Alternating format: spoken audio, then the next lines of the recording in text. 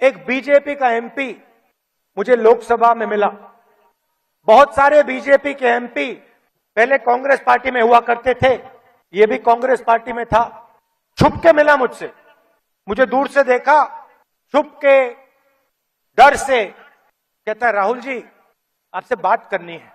मैंने कहा भाई क्या बात करनी है, तुम तो बीजेपी में हो।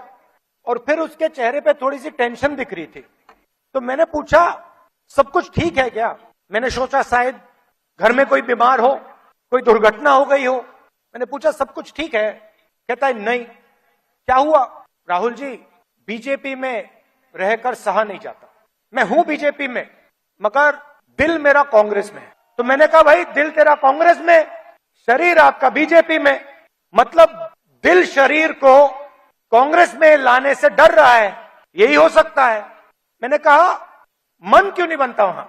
आप एमपी हो, आप मुझे हिंट दे रहे हो, मन क्यों नहीं बनता? कहता है राहुल जी बीजेपी में गुलामी चलती है, जो ऊपर कहा जाता है वो बिना सोचे समझे करना पड़ता है, हमारी कोई सुनता नहीं है।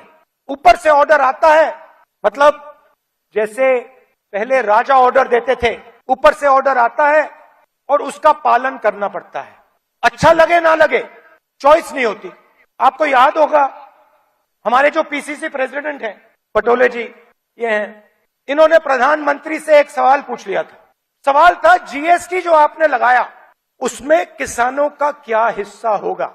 मोदी जी को सवाल अच्छा नहीं लगा, पटोले जी आउट हो गए। तो उनकी विचारधारा राजाओं की विचारधारा है, किसी की सुननी नहीं, ऑर्डर ऊपर से आएगा, आपको ऑर्डर का पालन करना पड़ेगा।